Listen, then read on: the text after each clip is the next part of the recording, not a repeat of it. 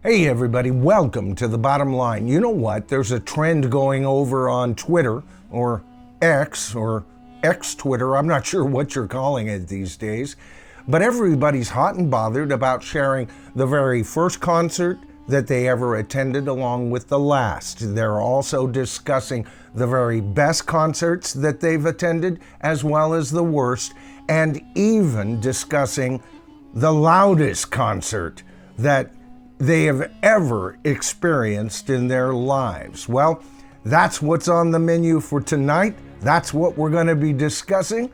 But first, a long walk off a short pier.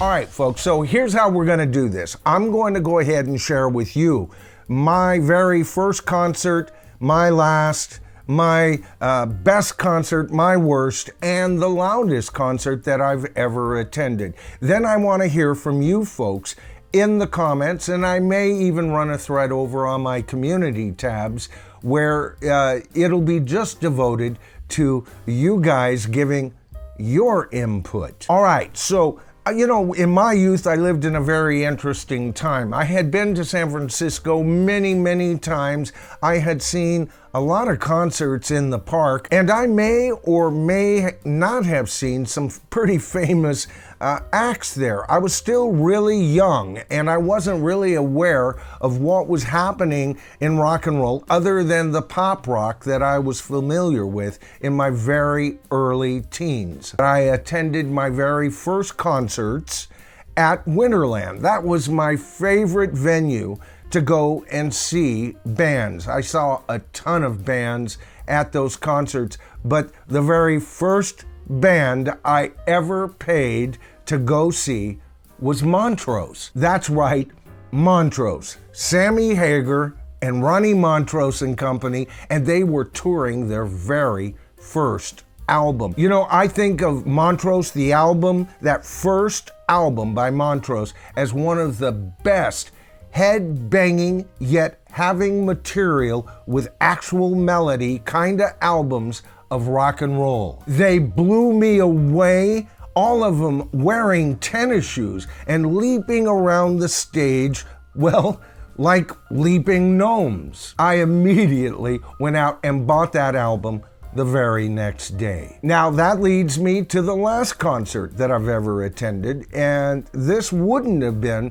the last concert that I have ever attended if not for the fact that we were all locked away in our homes nice and tight there for a while, right folks? And I've been a little bit hesitant to get back into watching live events, especially with the prices of tickets. But the last concert I ever attended was watching Greta Van Fleet in San Francisco. Now, this concert was fabulous. The light show, amazing. My wife and I chose to sit in the balcony, we being proper kind of people, and our daughter was right down there in the mosh pit with the most rabid of fans. But I've got to tell you, man, this band was tight. And the whole concert, the whole evening, matter of fact, the whole trip is a cherished memory for me. Okay, so that leads me to the worst and the best concerts that I've ever attended. Now, first of all, you've got to understand, I do my homework. I don't generally go see people who even show a hint of providing me with a bad concert. And so this so-called worst concert choice for me is a hesitant one, because I enjoyed the whole night immensely, and the show was wonderful. But let me explain what I'm talking about, because it is also the second to the last concert I ever attended. I went to go see Donovan in a theater. Now you might be asking, how could such a thing go wrong? I mean, that's Donovan, right? And you would be absolutely correct. Donovan provided us with a wonderful show with many tales of him and the Beatles that I had never heard in my life. A complete enjoyment, but why is this the worst concert that I've ever seen? Well, the only reason is he did the whole show with just him and an acoustic guitar. Now, if I had seen him in a much smaller venue, this would have been wonderful. But I was again up in the balcony, very close to him, by the way, and I couldn't help but wonder what Sunshine Superman with a full-fledged rock band would sound like that evening. And I kept thinking that, because for Donovan, this was basically an open mic tour. All right, so that leads to the very best concert that I've ever been to, and this gets tough, folks. All right, I have to choose between The Who and their Quadrophenia tour. They don't quite make the list because of, Keith Moon's performance that night. There was a blurb in it, but historically, that would have to be the most historical concert I've ever attended. And then there's Queen, who I've seen twice, the tightest band I had ever freaking seen up until that point. And of course, in the mid-90s, I got to see Yes. And this was Yes with John Anderson, Chris Squire. We had Steve Howe, and of course, by that time, Alan White on drums. All right, but 3 of the so-called classic members of Yes was at that concert, and it was so tight. It was on a summer afternoon. It started while the sun was going down, and the whole evening was an absolute magic carpet ride. And both of those choices, Queen and Yes, were every bit as tight as the band I'm about to mention.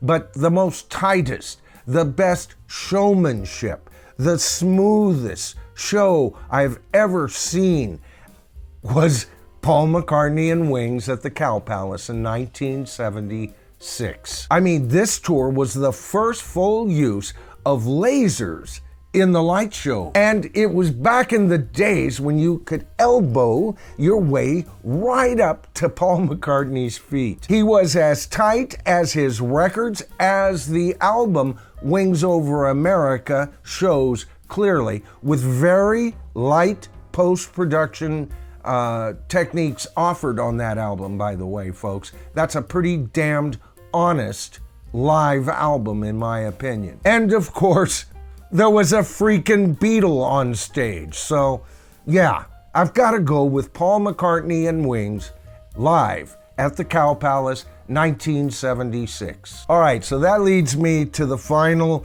aspect of this video, folks. The loudest rock concert that I have ever attended was Paul McCartney again. That's right, the writer and the singer of Silly Love Songs was the loudest rock concert that I had ever attended.